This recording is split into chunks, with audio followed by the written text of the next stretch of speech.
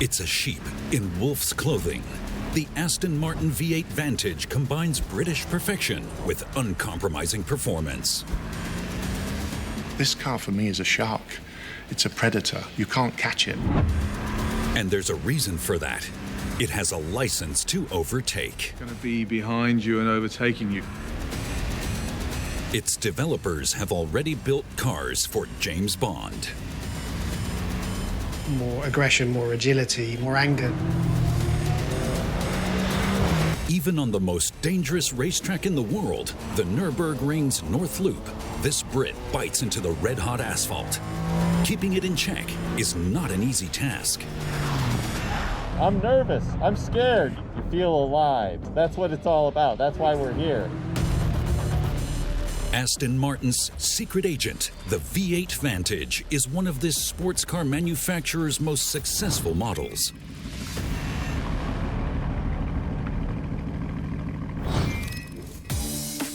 Gaydon, in the County Warwickshire, is the home of this noble sports car workshop. 1,700 employees produce almost 6,500 cars per year on 2,700 square meters. Production numbers like these make Aston Martin one of the dwarfs in car manufacturing. We've only produced a relatively small number of cars, about 85,000 in total. What's that? That's about a Toyota production over a course of about 2 or 3 days. So the cars are very rare. But it's that rarity that is part of what positions the company as a luxury company rather than simply an automotive company. And luxury has its price. An Aston Martin costs between £125,000 and £6 million. And this is not just because of the high quality of the materials. The small number of robots in the factory alone proves that we're not dealing with mass production here. Every Vantage is unique, because only people can work this individually. It requires about 200 hours of craftsmanship to complete one of these sports cars. Our hands are incredible, and how we can build with our hands is exactly why we use the hand to build our cars. There's something very unique.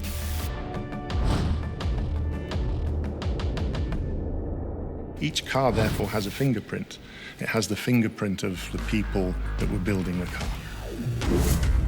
The unique DNA of the Aston Martin Vantage consists of a V8 twin-turbo 4-liter engine. 510 horsepower catapult the powerhouse from 0 to 100 kilometers an hour in 3.6 seconds. The top speed of this English car is 314 kilometers per hour.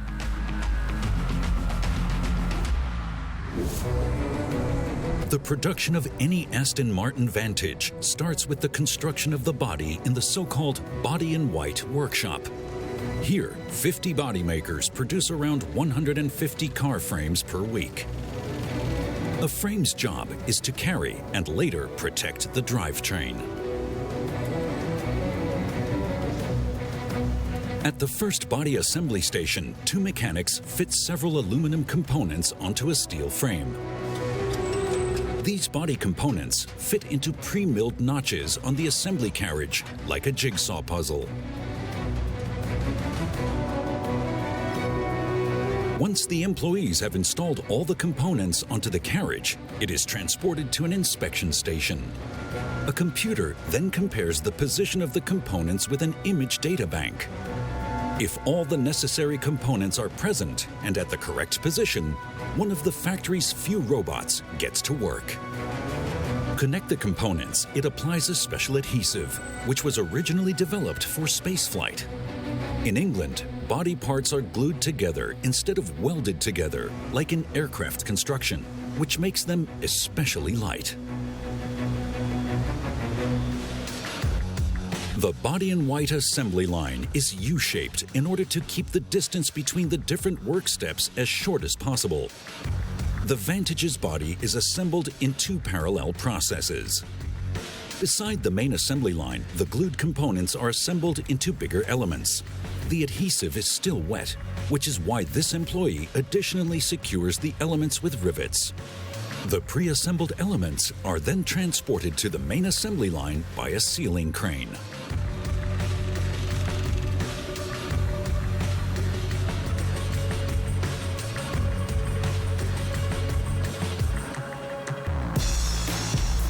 The body constructors clamp the two side elements into a press.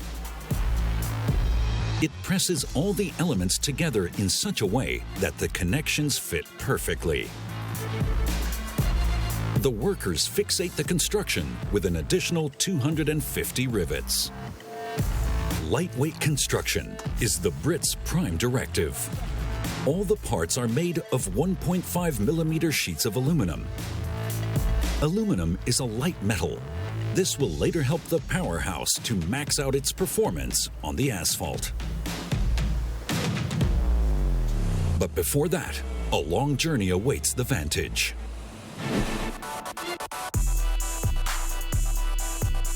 It all started out on a blank sheet of paper in the in-house design center. For 18 months, 25 employees kept working on the design. Every Aston Martin has its own underlying DNA. Since the Vantage was designed for sportiness, the designer's main motto was, "Less is more." If you look in the side view of Vantage, you see this very simple single line. It's very simple window graphic to the car, a very pure front end. It doesn't have a traditional Aston Martin grille. It doesn't even carry a side strake, which is really the antithesis of what we would always do in our cars, because as an athlete, you remove things, you don't add things. It has aero embodied in the bodywork of the car. There isn't an additional aero pack, there isn't an additional wing. It's all within the body because it's pure and simple. The aerodynamics kit of the Vantage has been completely integrated into the car's exterior. The airflow goes over the top of the car and reaches the lip spoiler, where it provides downthrust onto the rear axle. The air taken in by the front wheel wells escapes through so-called side grills, generating downforce for the Vantage, above and beyond the weight of the car. This is what gives the Brit its body roll and cornering stability. So when we're developing any car, we will look at the core competitor in that segment, and we will buy that car, and we will take that car and benchmark it and understand the performance. And that could be performance of things we do like and performance of things we don't like.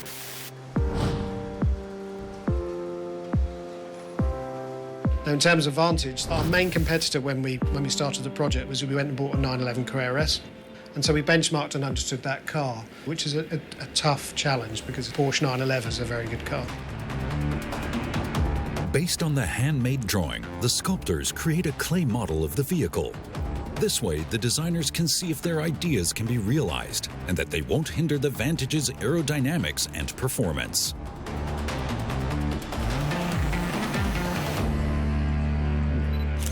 The Brit's design rests firmly on the experience and the knowledge gathered in 100 years of company history. It's the unmistakable fingerprint of the people who build these cars, and it determines its unique value. It's rare to see an Aston Martin. You recognize it because the form and the language of the car is so distinctive.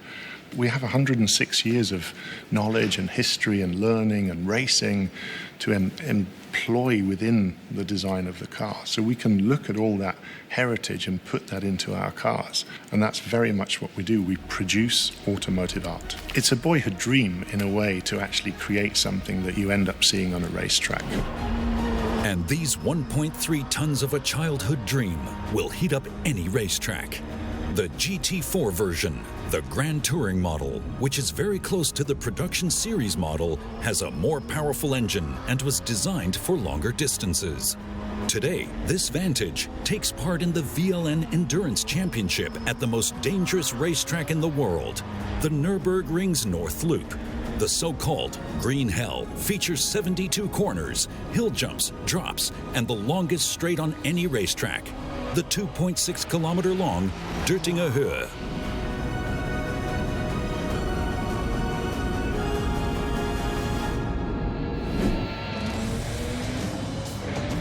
After the qualifying, there's a flurry of activity at box number 28.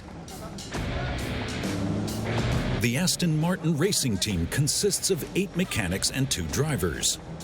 They're getting the GT4 ready for the 6-hour race. The mechanics exchange the brake caliper units and put on new tires. One set of these black slicks costs about 1,500 euros. They don't have any tread in order to get the best possible grip. On the racetrack, the strain on the tires, the car, and the driver is 10 times higher than it is in normal road traffic. And overcoming the racetrack's difference in altitude of 300 meters is also very challenging. But I think The most dangerous thing and the most interesting thing about the Nürburgring is that no 2 laps are the same.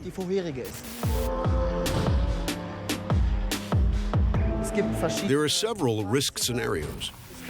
What may happen is it's sunny on the Grand Prix track while it's raining on another part of the track. That's one of the greatest challenges all drivers have to cope with. The first of the 2 drivers gets ready for the start. They are both so-called gentleman drivers, hobby race drivers who realize their motorsport's dream by paying a not-so-small contribution. Right before the start of the race, it begins to rain. It makes the driving conditions much more difficult for the drivers. there's a very high level of respect for the Nürburgring. Because you're going very quickly, and when things go wrong, they go wrong in a very big way. The driver from California drives straight from the pit lane to the starting grid. The thrill is part and parcel of every race. It's so hard to make a plan. I'm hoping the weather, it looks like it's drying up, so hopefully it will dry up and we'll have a nice clean race and we can just move forward and pick up positions. I'm nervous, I'm scared. You're supposed to be scared, right? I don't get this feeling going to work every day. I get this feeling at the Nürburgring. To get to know the 23-kilometer course and the different road surfaces, all drivers first drive a pace lap.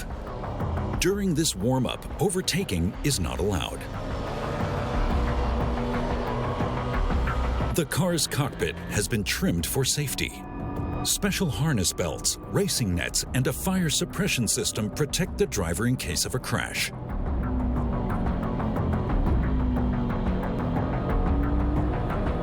This endurance race at the Nürburgring commences with a flying start. As soon as the red lights go out, the drivers are allowed to go full throttle. They're off. Now, 148 race cars are underway on the most dangerous circuit on Earth. Pouring rain, the wet asphalt, and the small gaps between the cars make this race particularly dangerous. This will prove to be fatal for the Vantage. At the Aston Martin headquarters in Gaydon, the glued frame of the Vantage is ready to be transported to a gigantic oven where the glue will be hardened. A complicated and precisely synchronized program in the heating station ensures that the body parts are joined together as solidly as possible. When it goes into the oven, it goes into 3 main stages. You've got a warm-up oven, which is roughly 150 degrees. Then it goes into the main oven, which goes up to 200 degrees. And then there's a cool-down oven, cool-down procedure before it comes out the other end.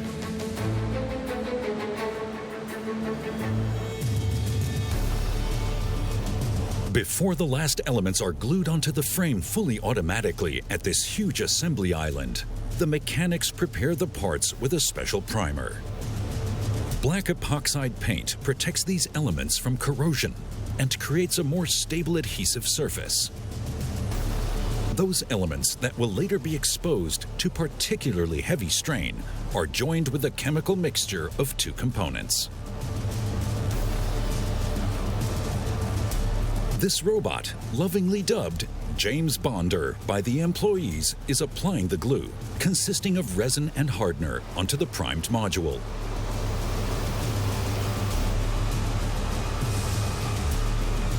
Then the mechanics clamp the element onto one of the body-in-white workshop's 2 automatic stations.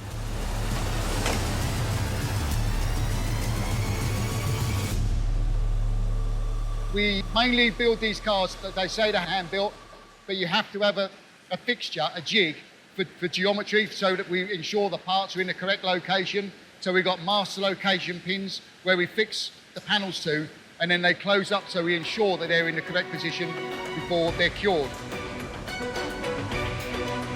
The 2 machines now press the side elements onto the car's body, fixating the connections. A special kind of lamp is used to cause the mixture's 2 components to react. It heats up the glue to 130 degrees Celsius.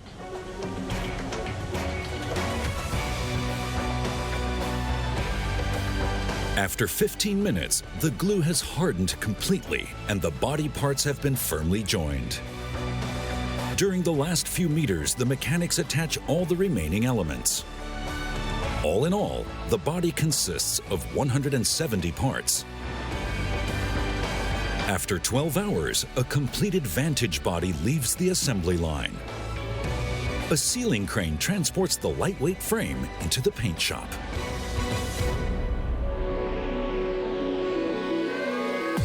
Very strict safety regulations apply here. Wearing protective clothing is mandatory. At the same time, employees are prohibited from using cosmetics like deodorant or perfume. There's too big a risk that foreign particles might settle on the paintwork. After the first primer coat has been applied and allowed to dry for 20 minutes in the rapid dryer, a clear coat and 2 coats of paint are added. And finally, the robot arms apply another clear coat of finish. In the light tunnel, the painters can spot even the smallest of flaws.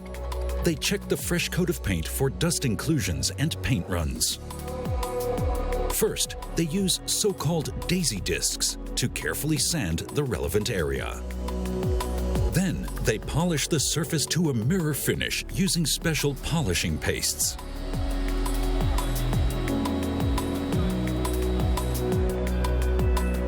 This is how about 30 car bodies are produced every day here in Gaydon.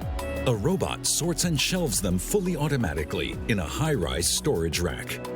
Up to 64 spray-painted aluminum frames are stored here. The range of colors is endless.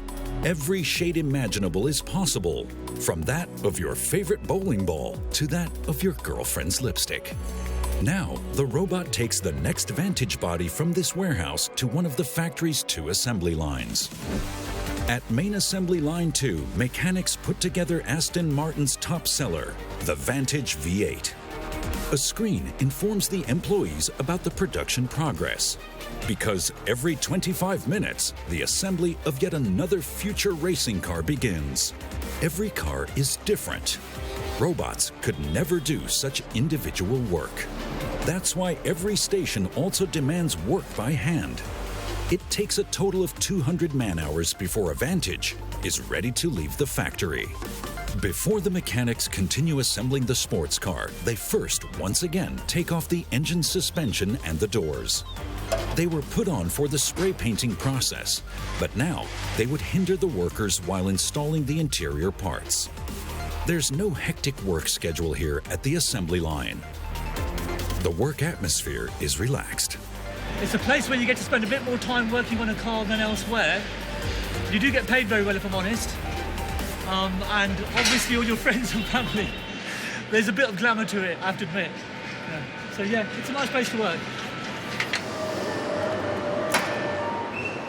This melody informs the employees that the assembly line is about to move. A ceiling crane lifts the next body onto a vacant assembly line carriage. Over the next 17 hours, the 94 mechanics will install a total of 10,000 parts in the car.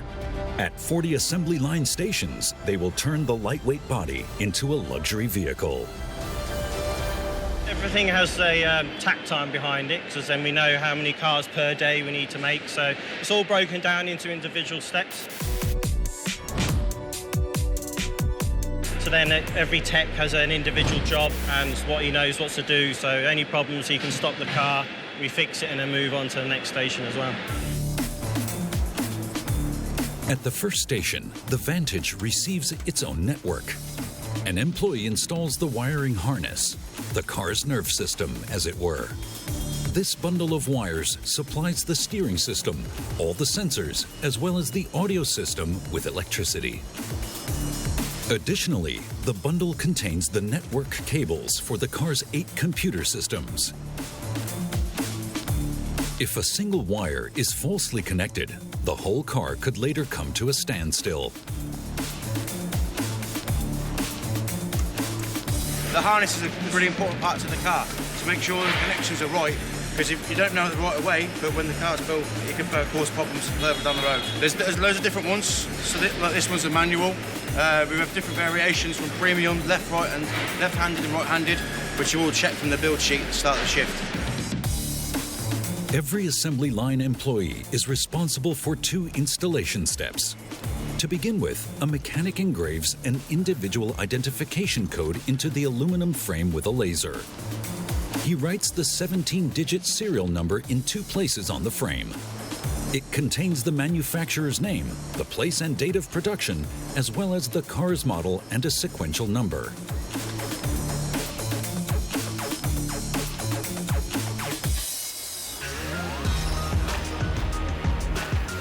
There is no time pressure here in Gaydon. The British manufacturer relies more on perfection than on production numbers. 2 employees now install the dashboard into the Vantage. They heave it into the cockpit with a special crane.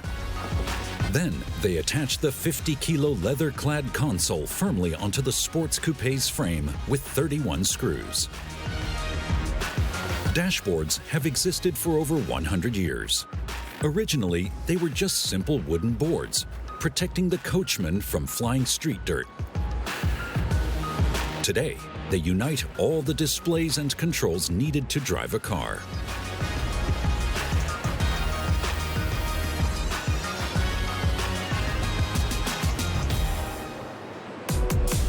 Next, the employees install the front and rear window panes. First, they put primer on the aluminum frame, while a robot applies a so-called polyurethane glue on the windscreen. With the help of a vacuum lifter, the mechanics then fit the pane precisely onto the car's frame. The adhesive consists of a particularly elastic resin. The panes are made from laminated safety glass, which means that the layers of glass are kept bonded by a strong interlayer. It gives additional stability and makes sure that no sharp shards of glass can enter the cockpit if the pane breaks.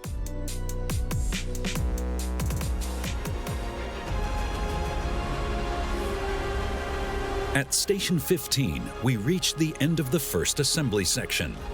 The mechanics lower a special lift so they can pull up the Vantage, because next they will be installing all the components that go on the underside of the vehicle.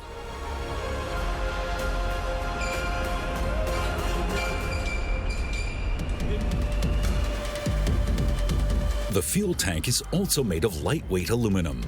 It has a capacity of 80 liters. The tank is located centrally over the rear axle of the car.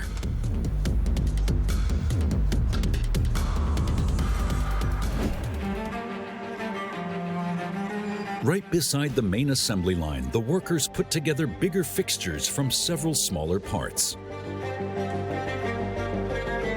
The drivetrain is being assembled at this sideline. It contains all the components that make the Vantage the predator it is. AMG's 510 horsepower V8 engine transmits its full power to the rear axle. Besides the twin-turbo, the massive steel frame also carries the clutch, an 8-speed automatic gearbox, and the drive shafts. Once the mechanics have put the powerhouse together, a ceiling crane hoists the drivetrain onto an assembly carriage.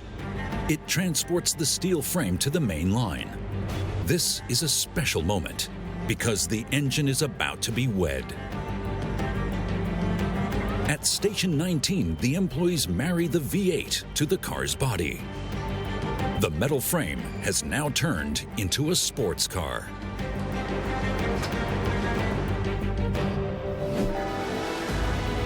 Back at the green hell, the Aston Martin race car presses on, working his way forward.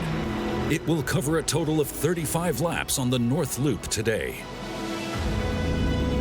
Before long, the GT4 will have to take his first pit stop.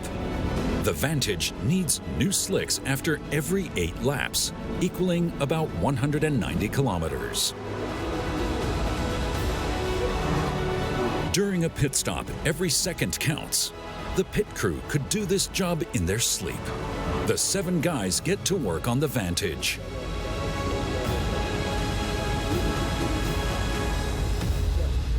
In motorsports, there's a special way to jack up a car. The pit crew pump air into the so-called air jacks installed in the car's underbody through a high-pressure valve at the rear of the car. Air jacks are pneumatic car jacks. They lift up the GT4 within seconds. One crew member immediately hooks up the Vantage to the gas pump. The British car takes in about 100 liters during one pit stop. There's also a change of drivers, so both gentlemen drivers can have some fun. When all 4 tires have been exchanged, the mechanic opens the valve at the rear of the car, and the Vantage drops to its feet. The driver immediately takes off at full throttle.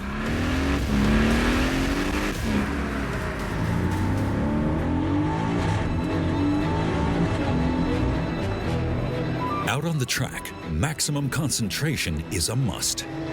If an obstacle appears in the driver's sight, he has to react instantly. The physical strain on the body is enormous. During the race, drivers tend to have a pulse of 170 beats per minute. They sweat out about 3 liters of water and burn about 2,500 calories. But the strain on the car is also enormous.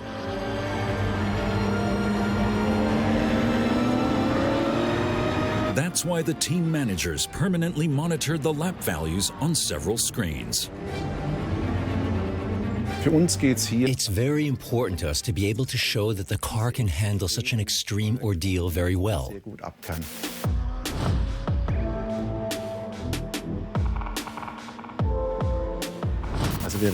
We're talking about extreme conditions for the chassis, the engine, and the transmission. And it's just great to be able to show that cars equipped with a series engine and a series transmission can handle this easily and without any complications. But there are also things the Vantage can't handle so easily. Right after the stop, it gets hectic in the pit. Word over the radio is the car was involved in a crash. Yet no one knows what exactly happened. Mitchell and I will do the back bumper. Its hazard lights flashing, the car returns to the pit for an unplanned stop. The driver noticed a flapping noise and wants to find out where it's coming from. He slowly turns into the pit lane. Instantly, the crew is on the spot and jacks up the Vantage.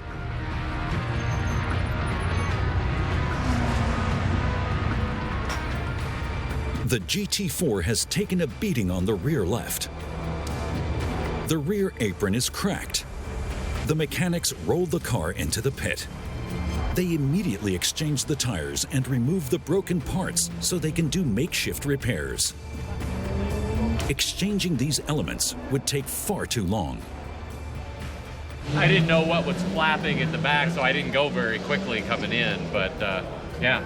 On the brakes, turned into the corner, and boom, and he hit me in the rear, and it kind of slapped up against the guardrail, and yeah, he's done. He's stranded out there on the side of the road. But I was able to drive the car, and it's actually okay. It quickly turns out that the car can go back on the track. The second pilot gets in the driver's seat. Meanwhile, the mechanic crew is taping the rear. Yeah, he thinks the steering wheel isn't absolutely straight. Let me have a look. Only 7 minutes later, the race car can leave the pit. Just to make sure the elements won't come off at high speeds, the mechanics put on a second layer of tape. Then driver Marco Müller heads back out onto the track. At first, he drives somewhat hesitantly. Before he goes full throttle, he wants to get a feel for the way the damaged car will behave on the course. It's halftime at the 150-meter-long assembly line in England for these models. They've made it past half of the assembly stations. A distinctively shaped front apron is what gives the British car its unique face. The mechanics install more and more components into the engine bay of the supercar. After the bend, the noble chassis becomes fully dressed. This employee puts the size 295 custom-made Pirelli shoes on the sports coupe.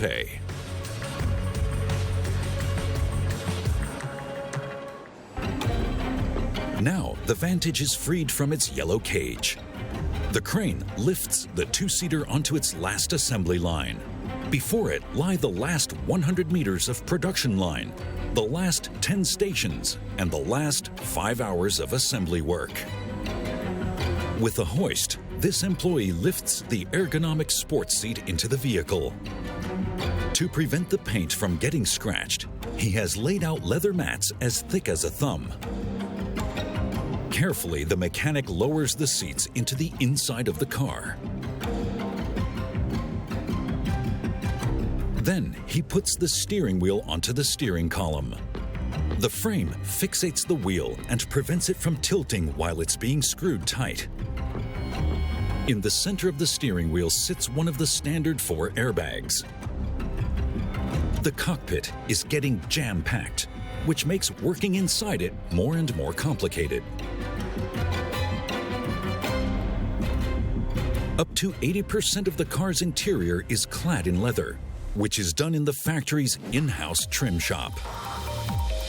Here is where 140 employees produce each and every part of the British sports coupe's interior. They assemble the bucket seats and clad the fixtures in high-quality leather. At 4 assembly lines, the trimmers sew, laminate, and glue together 65 different components. Especially the lining elements demand highly precise handiwork.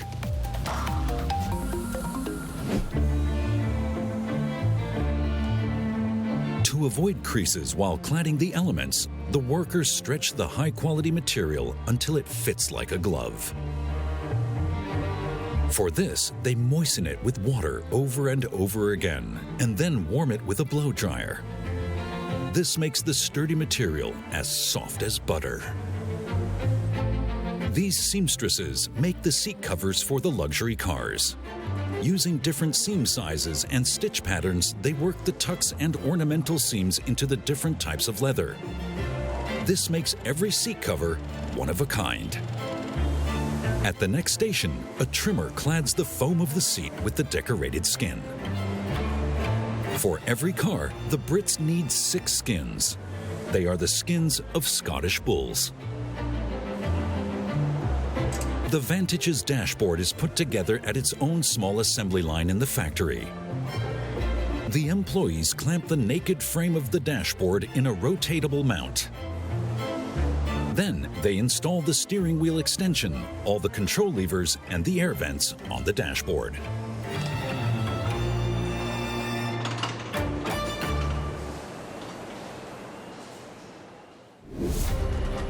The Vantage is now at the finishing straight of the assembly line. A mechanic puts in the doors with a vacuum lifter. He puts in the cables for the window regulators and the sound system and checks if the doors close properly. An employee installs the last paneling element. This English gentleman has traveled past 40 assembly stations. 10,000 parts have been installed in and around the vehicle. Next, intensive checks are awaiting the sports coupe. Quality control includes 22 employees. They check every single feature of the newly produced Vantage. At the touch of a button, the power seats should move forward and backward, and the windows should open and close. A mechanic lights up every inch of the interior with a flashlight. His colleague checks the switches on the center console. He records the check results in the car's system. The quality control has to be done quickly and effectively so the assembly line won't come to a standstill. We've got a current takt time of 30.64 seconds, so everything we do has to be done during that time. If we're unable to complete that in that time, then we'll be holding the track and we'll be deemed over cycle at that point. After these checks, the employees bring the asphalt junkie to life for the very first time.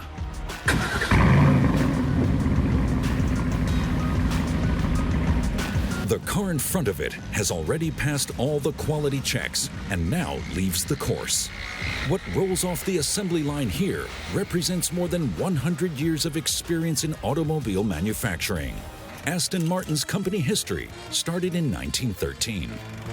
When Lionel Martin won a race in Aston Hill with a sports car that he tuned himself, the name for his very own automobile manufacturer was born, Aston Martin.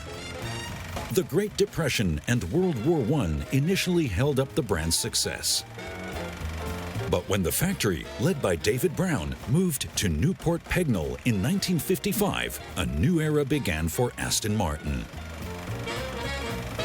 Not least because of the production of the DB4 GT Zagato, a successful combination of British technology and Italian design, the company managed to be in the black again.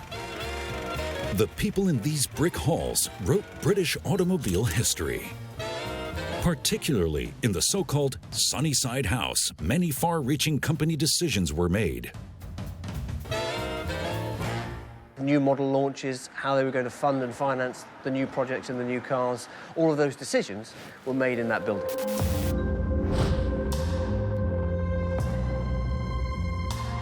It's part of the family, it's part of the home, the spiritual home of Aston Martin. The Sunnyside is something we would love to get hold of again, bring it back into the Aston Martin family and into the fold. The original factory in Newport Pagnell still stands today. And the mechanics still manage to get by mostly without machines on these 26,000 square meters of factory grounds. Now, here too, the legendary DB4 experiences a renaissance. To celebrate the 100th birthday of the Italian design center, Zagato, the Brits built 19 brand new cars of this beloved model. It takes about 4,500 man-hours to create only one of these collector's items. The body makers still forge the 1.2 millimeter steel sheets by hand. Apart from realizing this special project, Aston Martin Heritage serves as a kind of ancestral hall. Here, the brand's historical vehicles can be serviced or painstakingly restored to their original condition.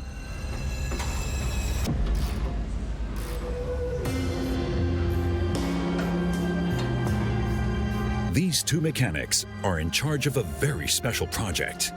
The 1964 Vantage series is one of the most famous cars in the world. The iconic Aston Martin DB5 even helped Sean Connery in the James Bond film Goldfinger win breathtaking car chases. But here, it has nothing to do with machine guns hidden behind indicators or extractable blades in hubs. This film star is getting a general overhaul. Right now, the vehicle restorers are removing the engine in order to clean it and exchange vital seals. A restored original DB5 is worth about 500,000 euros.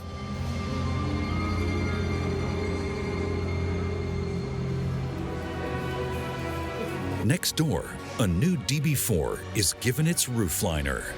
The elaborate work on the car's interior also takes place in the factory.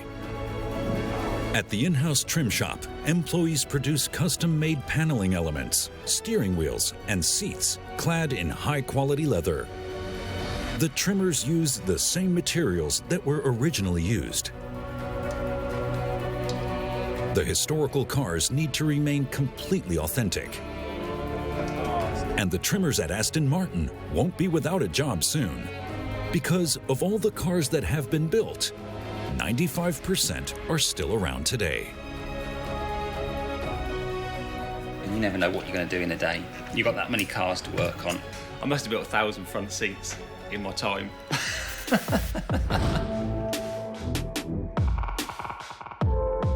It just gives you pride in your job.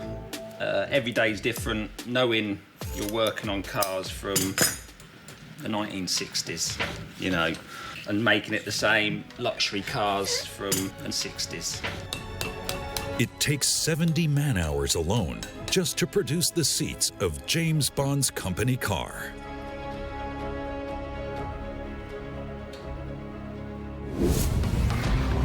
"80 kilometers away, in Gaydon, a brand new Aston Martin is on its bumpy way toward the testing department. Here, the engineers will put every car produced at the factory to the acid test. First of all, they do the wheel alignment of the vehicles. The purpose of this is to make sure that all wheels are parallel to each other, so the car handling is stable. To that end, this employee starts by doing the axle alignment with a laser. Then the system will calculate the chassis setting. If the toe is off, the car pulls to the left or the right.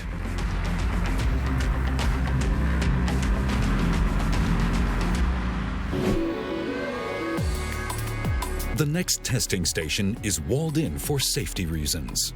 Here, the engineers will test the brakes, or to put it more precisely, they will check if the brakes can withstand maximum braking force. The testers accelerate every brand new Aston Martin to 130 kilometers an hour. And then hit the brakes to come down to 50 kilometers an hour. They do this 10 consecutive times. After a short cooling down period, the engineers simulate an emergency stop from 110 to 0 kilometers an hour.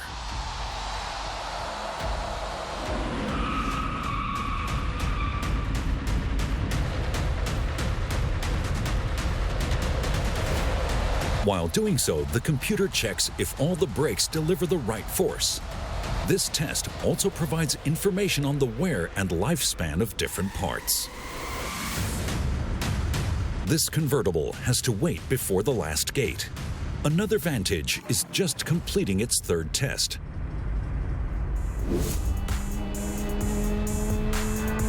On the world's most dangerous racetrack, the Nürburgring's North Loop, the last 60 minutes of the race are about to begin.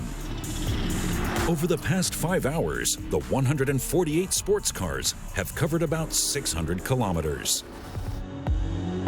The Vantage is going in for a pit stop. While changing the wheels, the mechanics have to be very careful not to increase the damage on the GT4's rear.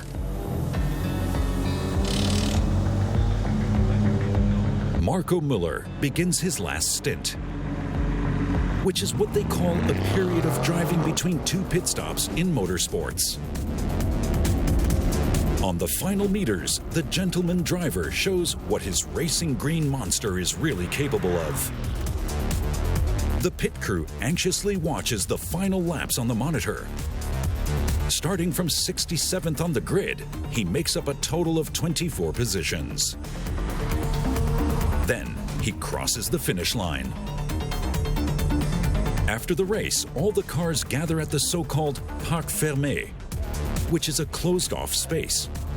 According to the International Sporting Code, drivers can file a protest against any other driver for up to 30 minutes after the results of the race have been revealed. That's why the cars will be impounded by the race officials until that time.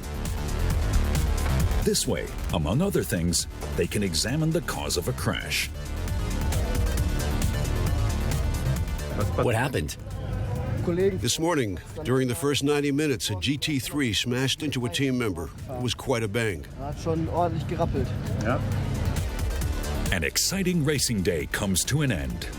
While they start taking off their gear, The tension also falls off the drivers. Es war dieses Mal alles dabei. We got it all today. Some freak weather, everything from lots of rain to really sunny. The team did an incredible job, and I'm glad we all made it to the finish line. Froh, dass wir alle zusammen jetzt ins Ziel gekommen sind. If it is serviced well and worn-out parts are replaced regularly, a Vantage GT4 race car can live forever.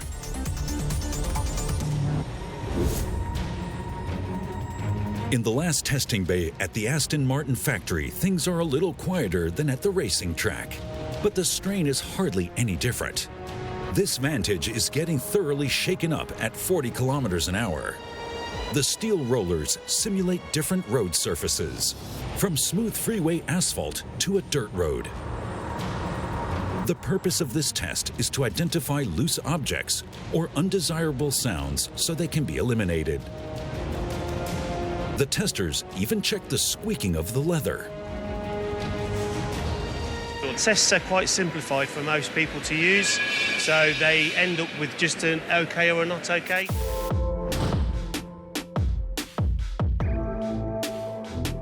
But in the background, we have a lot of parameters the car has to hit before it gets that okay. So it's a simple test for the operator. Actually, in the background, there's a lot of work goes into making sure the test is robust. Finally, this XXL blow dryer is put into action. This turbine simulates the airflow and blows air onto the two-seater with a speed of 150 kilometers an hour. This giant blow dryer also helps the workers find undesirable sounds. They record the results in the system.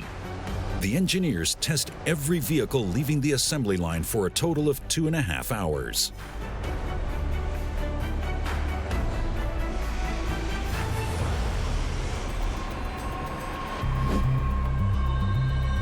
The next control team is waiting for the Vantage in a big light tunnel. Here, in the glow of hundreds of tube lights, spraying professionals check every millimeter of the sports car's surface for dents and scratches. Because of this zebra-like reflection of light and shadow, a car's defects immediately stand out.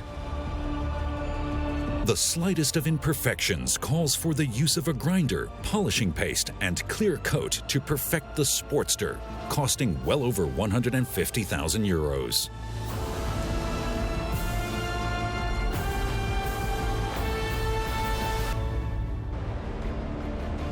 This anonymous super sports car can only become an Aston Martin after a final overall check. Carefully, the mechanic unwraps the logo from the parchment paper and gives the Brit its distinctive wings. They are also reflected in the Vantage's design. The rear lights are the extension of the wings, covering the entire tail of the car.